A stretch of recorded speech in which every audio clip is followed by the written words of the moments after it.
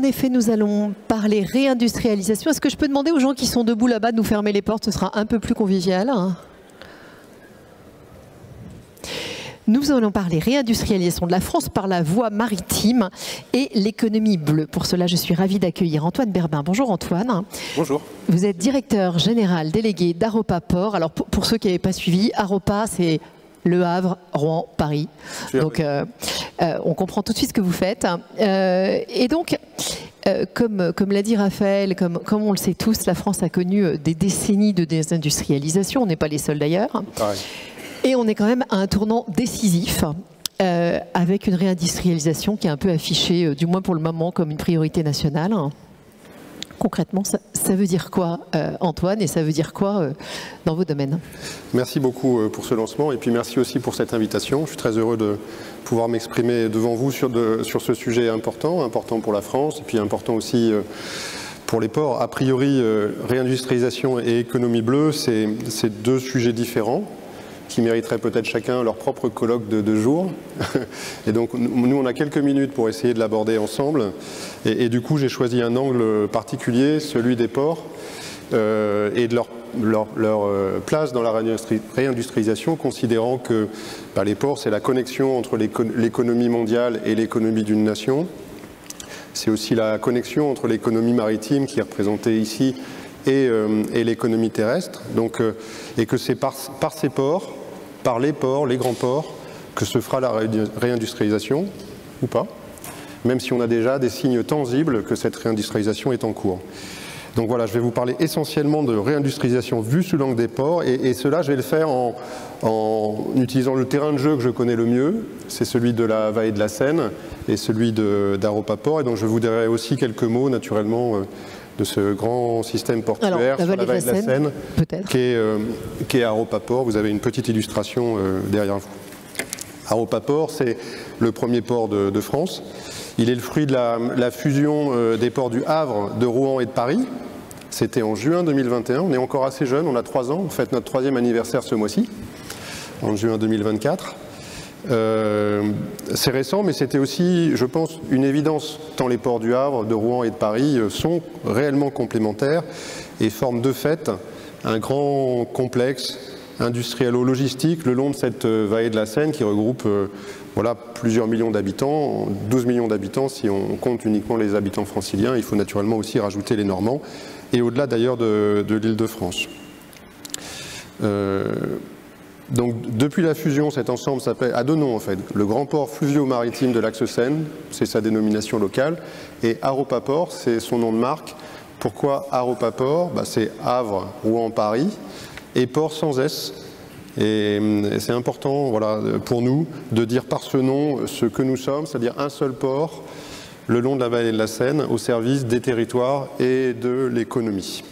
Qu'est-ce qu'on transporte en fait sur cette Seine?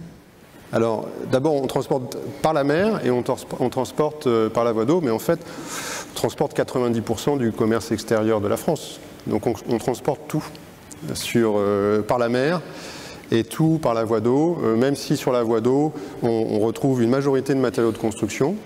De fait, l'Île-de-France a de gros besoins de construction, mais on retrouve aussi toutes les marchandises, notamment les marchandises containerisées, qui sont soit exportées par la vallée de la Seine, soit importées à destination de la vallée de la Seine et très au-delà, sur l'ensemble du territoire national, et qui escalent au port du Havre, dans Port de Mille, mais je vais revenir sur tout ça un peu dans mon propos.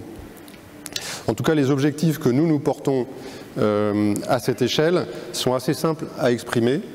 L'objectif fondamental, quelque part, c'est de faire poids, de supporter et de, si possible, remporter la concurrence avec les autres grands ports européens. Face à cette concurrence des autres ports européens, il était important d'être plus solide, et on est plus solide à 3 que seul, par nature. Les ports d'Anvers et de Rotterdam, qui sont nos concurrents, y compris sur le marché français, sont plus gros que nous. Donc c'était important. Le port d'Anvers, si vous voulez, transporte, manutentionne 2 fois plus de marchandises que Aropa Port, et le port de Rotterdam 2 fois plus de marchandises que le port d'Anvers. Sur les marchandises qui arrivent en France, on sait ce qui vient de ports français et ce qui vient de ports étrangers? C'est assez difficile parce qu'il n'y a pas vraiment de statistiques en la matière. Les seuls capables de faire probablement des statistiques sont les services des douanes. mais ils ont une obligation de confidentialité en la matière, s'agissant de commerce. Et donc, il n'y a pas vraiment de statistiques, mais on a quelques approximations. Nous, on pense que sur la France, il y a probablement un tiers du marché, au moins un tiers du marché, qui passe par les autres ports européens, et peut-être un peu plus. Et les ports sont quand même des outils de souveraineté économique, et c'est des outils aussi qui permettent de fixer la valeur ajoutée sur les territoires. Donc il y a un enjeu à ce que nos ports soient puissants, soient compétitifs, et c'est ça qu'on vise au travers de Haropa Port. Et pour renforcer notre écosystème, on voit deux objectifs principaux, et je vais en revenir peut-être au thème de la conférence, en tout cas de cette keynote. Le premier, c'est l'implantation de nouveaux projets industriels, ainsi que la transformation de l'industrie existante dans un grand mouvement de décarbonation de l'économie, qui passe par l'utilisation d'une énergie moins carbonée, qui passe aussi par la production d'une énergie bas carbone. Donc voilà, le premier sujet, c'est la réindustrialisation au travers de Haropa Port et du développement de la vallée de la Seine.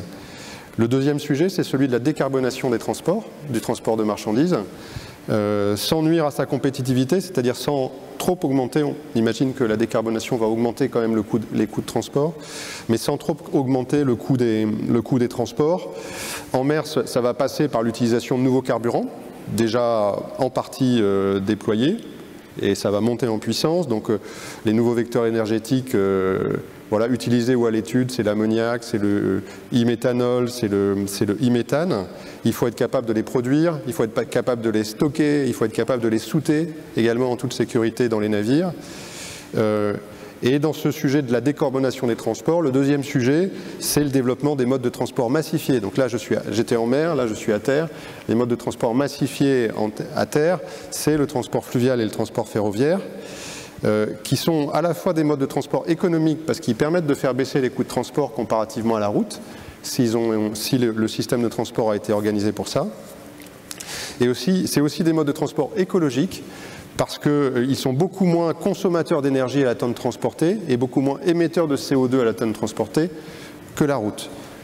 Là aussi, on a une répartition, ce qui arrive au Havre, globalement. Quelle est la part qui part par la route, la grosse part, je crois, et quelle est la part qui va finalement prendre la Seine? Alors, je vais vous faire une réponse à l'échelle d'Haropa Port. Je vais inclure Rouen, parce que Rouen est aussi maritime, et il faut faire une différence entre ce qui est en fonction des différents types de marchandises.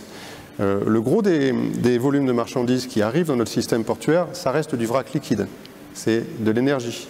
C'est du pétrole et des produits transformés du pétrole. Ceux-là sont quasiment tous massifiés, mais vous ne les voyez pas parce qu'ils passent par le pipe. Après, quand on regarde le vrac, là aussi, on a un taux de massification par les modes alternatifs à la route, le ferroviaire et le fluvial, assez important. On avoisine les 50%, notamment pour l'exportation des céréales, qui transitent par le port de Rouen. Le port de Rouen est le premier port exportateur de céréales de l'Europe de l'Ouest. Et alors, quand on regarde le segment, en revanche, des conteneurs maritimes, dans lequel on retrouve toutes les marchandises plus courantes, mais aussi à destination de l'industrie, et là, notre taux de massification est d'environ 15%, fluvial plus ferroviaire, là où les autres ports de la rangée nord, Anvers et Rotterdam, sont plutôt à 40%. Et donc là, on a un objectif de progression strictement sur le conteneur, alors que sur le reste, on est déjà plutôt bon. Pourquoi est-ce qu'on est tellement en retard et ça va se jouer sur quoi notre progression? Enfin, en retard, 15% à 40%, pourquoi est-ce que les autres sont tellement en avance? Alors, il y a plein de raisons pour ça et c'est difficile d'être extrêmement synthétique. Il y a un sujet probablement propre à la géographie, puisque les ports d'Anvers et de Rotterdam sont extrêmement bien reliés à leur hinterland par la voie d'eau, notamment. On peut aller jusqu'à Bâle en Suisse, depuis Anvers et depuis Rotterdam, ce qui est naturellement pas possible pour le port du Havre, dont le bassin fluvial est limité à la région francilienne et un peu au-delà, même si c'est 12 millions d'habitants. Donc il y a un sujet quand même géographique derrière ça, mais on pourrait se dire que par le ferroviaire, on pourrait vaincre ce handicap et toucher tout le reste de la France. Et donc on a évidemment avec le ferroviaire et le transport ferroviaire de marchandises un challenge important à relever. Ce qu'il faut retenir quand même, c'est qu'on a un intérêt collectif à utiliser le plus possible ces modes de transport massifiés, parce qu'à chaque fois qu'on prend une tonne de marchandises et qu'on la fait basculer du fluvial du routier vers le fluvial, on divise par 5 les émissions de CO2 liées au transport de cette marchandise. Et à chaque fois qu'on la fait basculer, cette même tonne de marchandises du routier vers le ferroviaire, on divise par 10 les émissions de CO2 de marchandises liées au transport de la marchandise. Il n'y a pas beaucoup de technologies existantes et matures, aussi matures que le transport fluvial, le transport ferroviaire, qui sont capables de cette performance en termes de décarbonation. Et donc notre enjeu, c'est d'arriver à plus les utiliser, à les rendre le plus utilisables possible et le plus utilisé possible par les chargeurs. Et c'est aussi ça le travail d'Europa Port. Mais ce que je vous propose, c'est peut-être de revenir au sujet central qui est l'industrie et la réindustrialisation, pour rappeler en premier lieu que les ports ne sont pas uniquement des outils de manutention et des outils logistiques, mais ce sont aussi, et peut-être avant tout, des grandes zones industrielles. C'est le cas de Fos, c'est le cas du Havre, c'est le cas de Port-Jérôme, c'est le cas de Donge dans l'estuaire de la Loire, c'est le cas de Rouen. Ce sont les clusters portuaires sont des zones industrialo-portuaires. Et les secteurs industriels implantés dans les ports sont par exemple le raffinage, la production, la pétrochimie, la production de ciment, la production d'engrais, la production d'autres matériaux de construction, des industries en fait de transformation des matières premières qui irriguent ensuite tout le reste de l'économie, en tout cas une grande partie du reste de l'économie, c'est-à-dire le secteur des transports, l'agriculture, le bâtiment, les travaux publics, la fabrication des biens de consommation. Donc voilà, on est sur des industries un peu primaires de transformation des matières premières qui sont aussi des industries qu'on qualifie d'énergie intensive, c'est-à-dire qui utilisent beaucoup d'énergie et aujourd'hui du coup beaucoup d'énergie carbonée et qui sont aussi des industries fortement émettrices de CO2. Donc le premier enjeu qui est le nôtre, avant même de penser à la réindustrialisation, même si on peut le faire en parallèle, c'est de s'attacher à transformer l'industrie existante, à l'inscrire dans les besoins actuels, notamment les enjeux, les objectifs de décarbonation. Nous, on a identifié 3 orientations opérationnelles pour atteindre cet objectif de transformation de l'industrie. La première, ça consiste à remplacer un certain nombre d'entrants carbonés en entrants bas carbone. Le premier exemple, c'est celui de l'hydrogène. Par exemple, le raffinage utilise beaucoup d'hydrogène qualifié de gris, et donc il faut passer à de l'hydrogène fabriqué avec de l'électricité bas carbone. Ça se traduira sur la vallée de la Seine par la construction d'électrolyseurs de très grande capacité. Il s'agit par exemple du projet d'électrolyseur actuellement mis en œuvre à Port-Jérôme par Air Liquide en partenariat avec Siemens Energy. C'est un investissement de 400 millions d'euros aidé par l'État à hauteur de 190 millions d'euros avec une capacité initiale de 200 mégawatts. Donc c'est vraiment un électrolyseur de très grande capacité qui équivaut en fait à la consommation de 235 000 foyers sur une année. On est sur quelle échéance là à peu près ? Je crois que c'est 2026-2027. Bon, j'espère ne pas me tromper, mais ce projet est porté par Air Liquide et il est déjà très bien engagé. Ça, c'est la première orientation opérationnelle, des entrants qui sont bas carbone. La deuxième orientation opérationnelle consiste à capter le CO2 émis, il y en aura toujours, et puis à le réutiliser comme une matière première, et je vais y revenir dans quelques exemples industriels.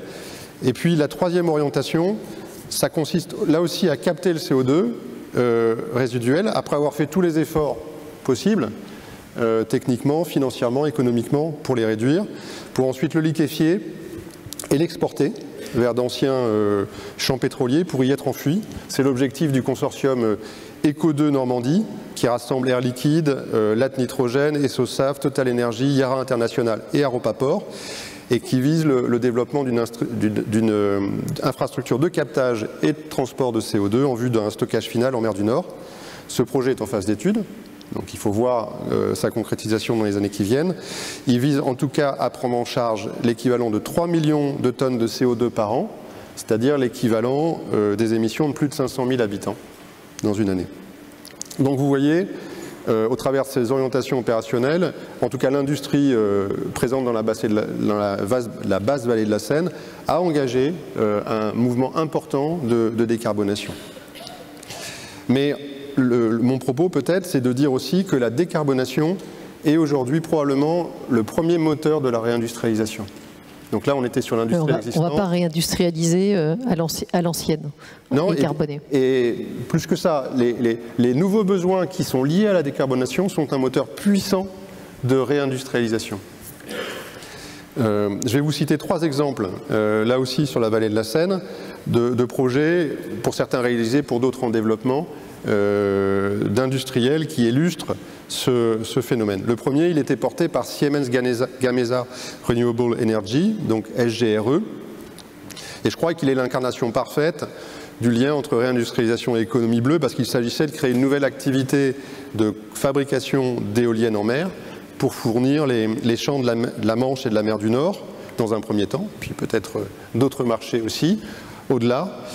Dans cette affaire, le port du Havre a mis à disposition de SGRE des terrains, des infrastructures portuaires, des accès nautiques, qui ont permis la construction et le fonctionnement de cette usine de fabrication de pales et de nacelles, qui a été mise en service en mars 2022. Donc c'est un exemple qui est concret aujourd'hui.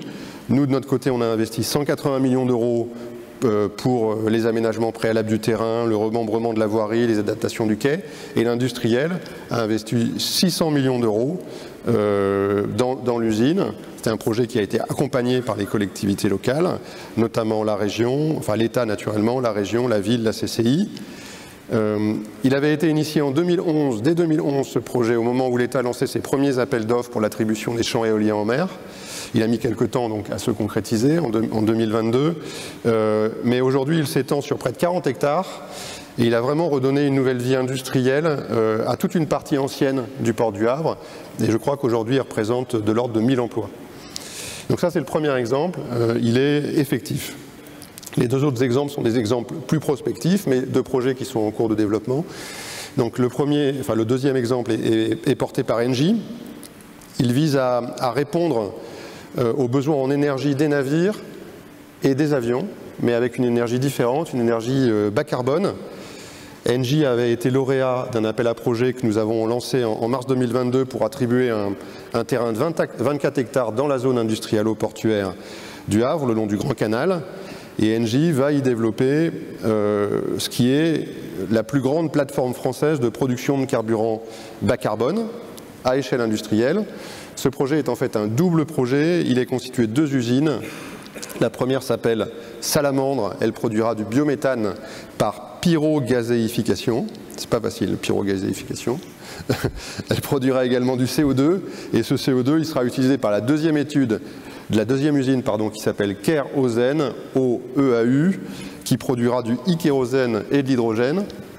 Les 2 unités vont produire plus de 80 000 tonnes par an de carburant bas carbone. Donc, je le disais, pour le secteur maritime et le secteur aérien. Engie est associé à SMA CGM pour la partie maritime et par Air France, et à Air France KLM pour la partie aérienne. Les 2 projets représentent un investissement, enfin ce projet et ces 2 usines représentent un investissement de l'ordre d'1,2 milliard d'euros. Voilà, alors on est dans la mission de la chimie, donc qu'est-ce que la pyrogazéification? Donc la pyrogazéification ou la gazéification par pyrolyse consiste à chauffer des déchets, donc des produits qui sont non valorisables autrement, à plus de 1000 degrés en présence d'une faible quantité d'oxygène, ce qui entraîne la production de gaz. Et c'est de ce carburant dont on parle pour les navires de CMA-CGM. Mais on chauffe avec quel carburant? Alors, vous avez raison, c'est pour ça qu'on produit du CO2 aussi, et le CO2 il sera réutilisé dans l'usine kérosène. Ça s'appelle de l'écologie industrielle. C'est d'ailleurs comment les sous-produits d'un industriel peuvent devenir les entrants d'un autre industriel dans un circuit vertueux. Et ce sont des écosystèmes industriels complexes souvent qui se combinent comme ça.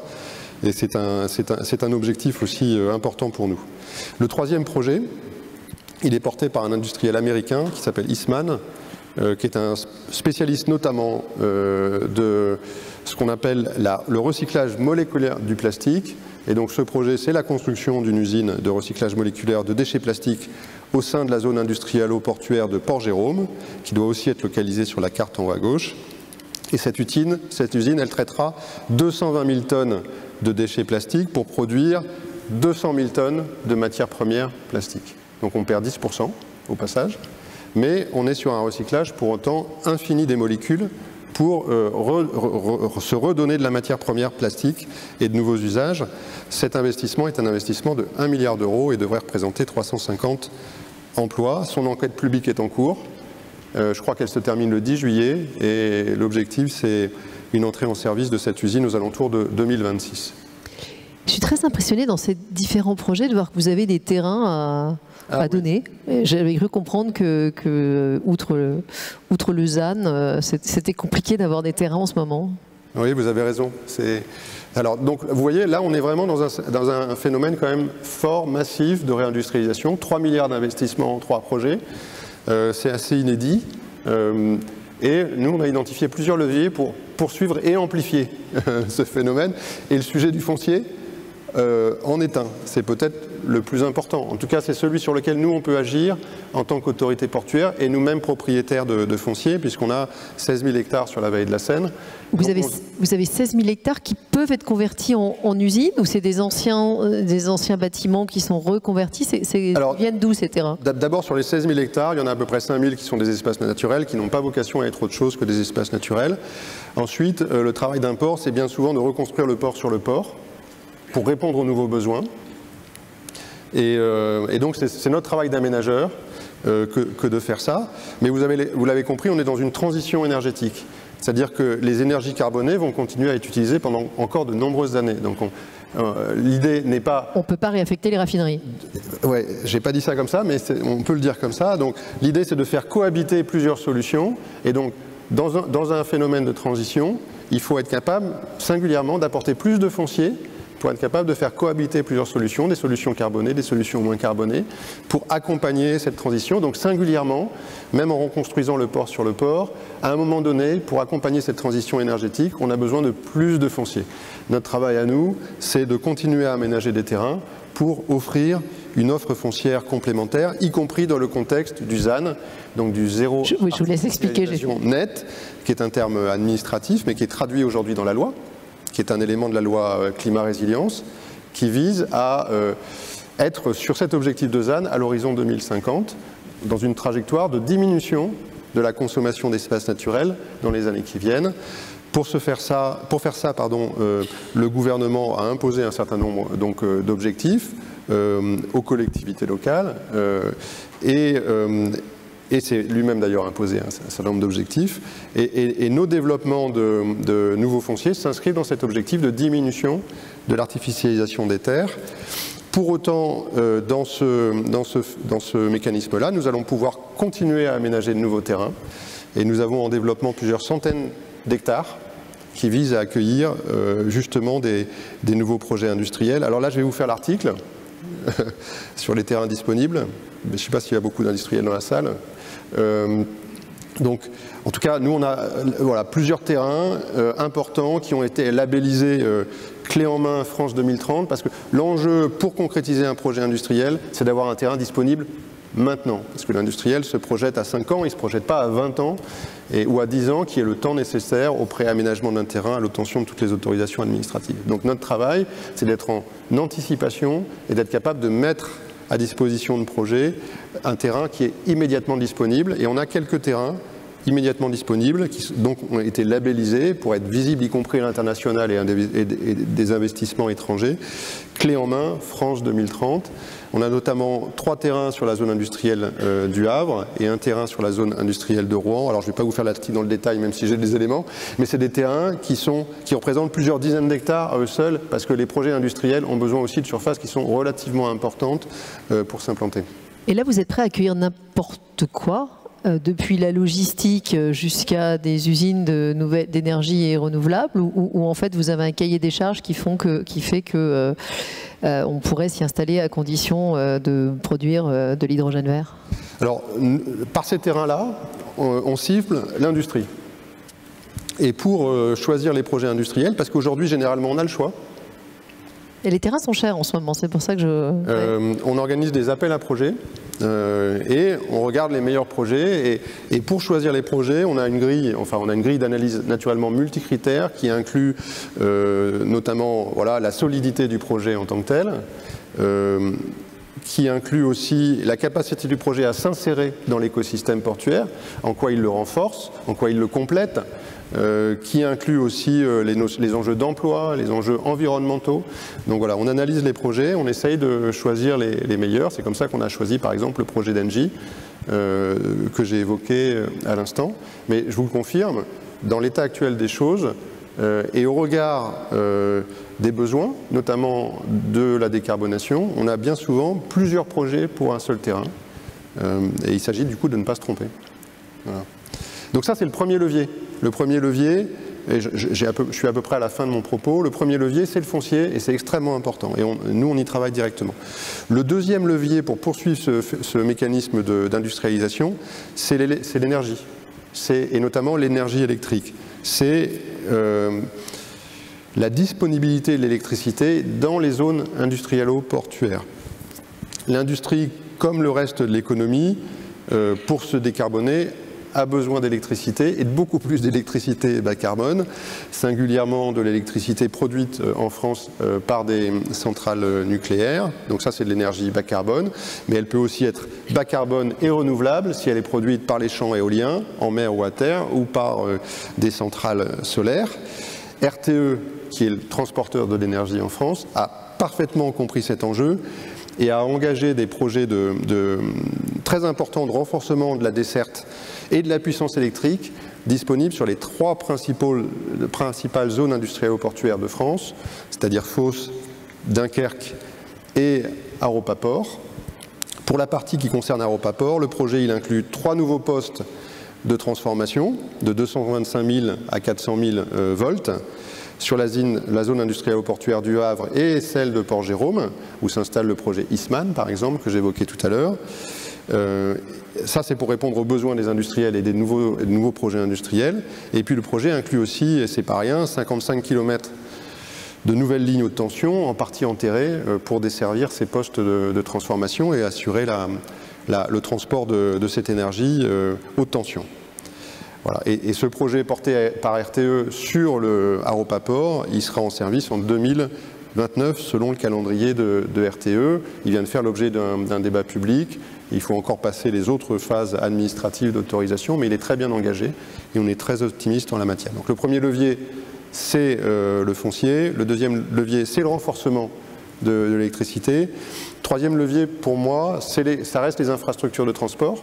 Il faut continuer à investir dans les infrastructures de transport, notamment les infrastructures de transport de marchandises, et notamment pour développer le ferroviaire et le fluvial, comme je le disais tout à l'heure, dans un objectif de décarbonation des chaînes de transport. C'est pour ça que nous allons investir dans ce qu'on appelle la chatière. Alors ça ne va peut-être pas dire grand-chose à grand monde ici, je vais essayer d'expliquer simplement.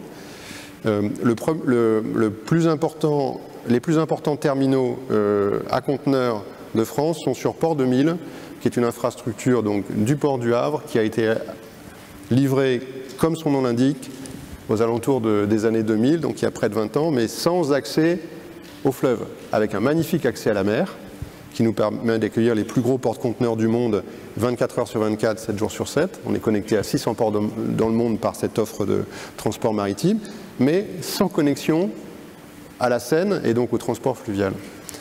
Et donc c'est pour ça qu'on va investir, voilà, 20 ans après, et probablement avec retard, mais maintenant avec détermination, dans une connexion entre ces terminaux maritimes et la Seine, en créant une digue de près de 2 km de long qui fait le lien entre Port 2000 et le port historique du Havre, qui lui-même est relié par les écluses de Tancarville et le grand canal du Havre à la Seine. C'est un investissement de près de 200 millions d'euros qui a obtenu ses autorisations administratives, qui font encore l'objet de recours pour autant devant les tribunaux administratifs. Bon, classique. C'est classique, je crois que c'est le lot de tous les projets.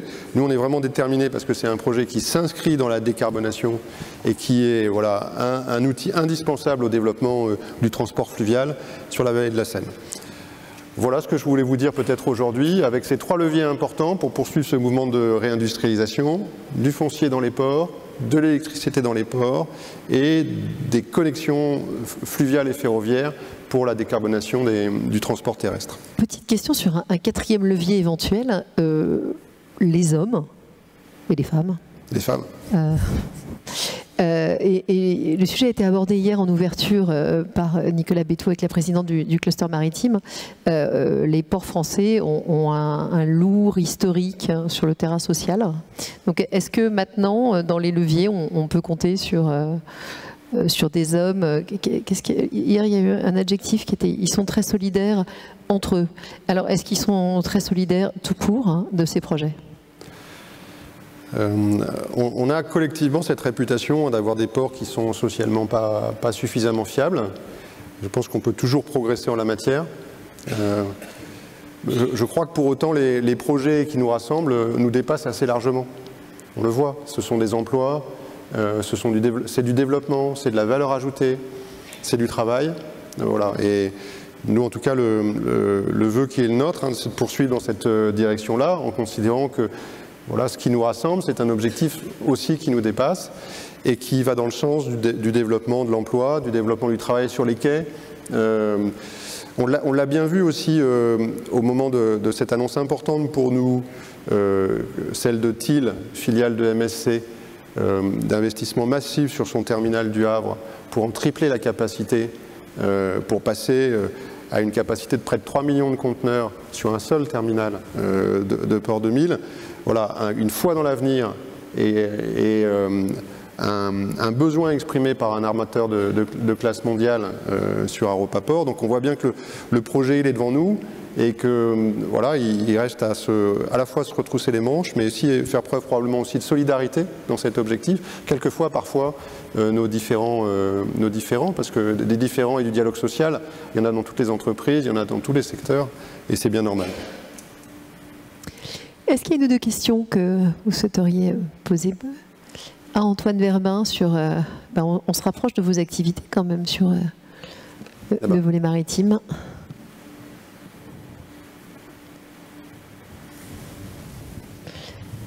Frédéric, je vous laisse vous présenter. Oui, bonjour, merci beaucoup pour ces explications très complètes sur Aropa, son fonctionnement, ses objectifs. Une question complémentaire d'ordre très général. Est-ce que vous voyez la liaison Seine-Escaut comme une chance pour Aropa ou comme une difficulté pour Aropa? Merci. Question que je qualifierais d'importante et d'assez récurrente parce qu'effectivement c'est un sujet important qui est dans le paysage de longue date, qui n'est pas vu de la même façon selon qu'on se mette au Havre ou à Anvers. Hein. Ou à Anvers, voilà. Et donc, et qui est vu depuis le Havre souvent comme potentiellement un handicap dans cette compétition que j'évoquais tout à l'heure entre les grands ports européens. Lorsqu'on a construit Aropa Port, on s'est naturellement aussi posé cette question sur le canal Seine-Nord Europe. Parce que le port autonome de Paris, dont la vocation première est le développement du transport fluvial, que celui-ci vienne du Havre ou d'Anvers, finalement, ne changeait pas grand-chose à la donne. Mais en construisant Aropa Port, on a montré la direction. Notre direction, c'est celle de l'axe Seine. Et donc on a pris déjà une décision très forte en se regroupant à 3 et en constituant un seul port, comme je le disais tout à l'heure, du Havre à Paris. Et ça veut dire que le canal Seine-Nord en prend encore un coup dans le... Et en matérialisant le fait que notre objectif, c'est de se renforcer, c'est de se développer, c'est d'accueillir de la valeur ajoutée sur la vallée de la Seine, et matérialiser aussi le fait que la façade maritime, par exemple, de la région francilienne, de la région parisienne, c'est la Normandie. Donc là, on a donné une direction, de notre côté en tout cas, très forte sur ce qu'était notre priorité en termes de développement.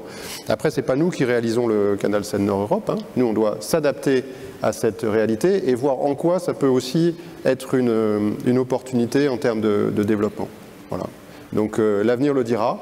Dans l'état actuel des choses, le canal Seine-Nord Europe devrait être livré à l'horizon 2030, ce qui nous laisse encore quand même quelques années pour continuer à se renforcer et à être prêt à son ouverture.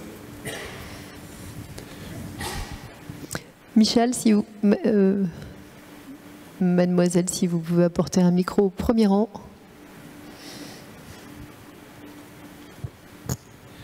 Oui, à propos des capacités de production de SAF,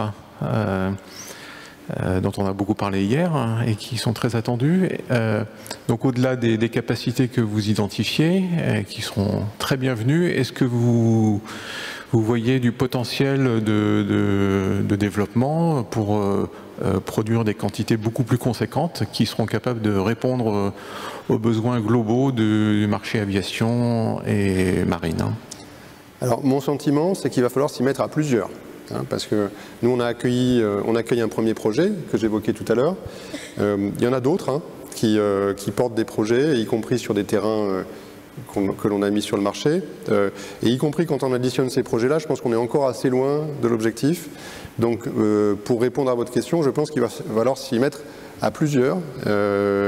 Voilà, pour répondre aux besoins en termes de carburant de nouvelle génération pour l'aviation. Mais on est très heureux d'accueillir ce premier projet de façon très concrète sur nos terrains, en l'occurrence sur la zone industrielle-portuaire du Havre. Mais il y en a encore beaucoup à faire émerger, je pense. Une dernière question ?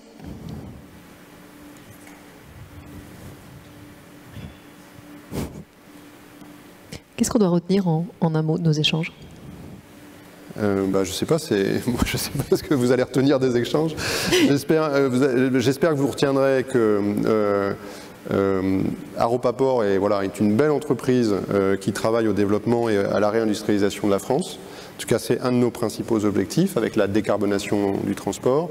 Et j'espère aussi que vous retiendrez qu'on est à un tournant en termes de réindustrialisation avec de nombreux projets, de nombreux investissements qui doivent intéresser, je pense, si j'ai bien compris, les assureurs que vous êtes. Merci beaucoup Antoine Berban.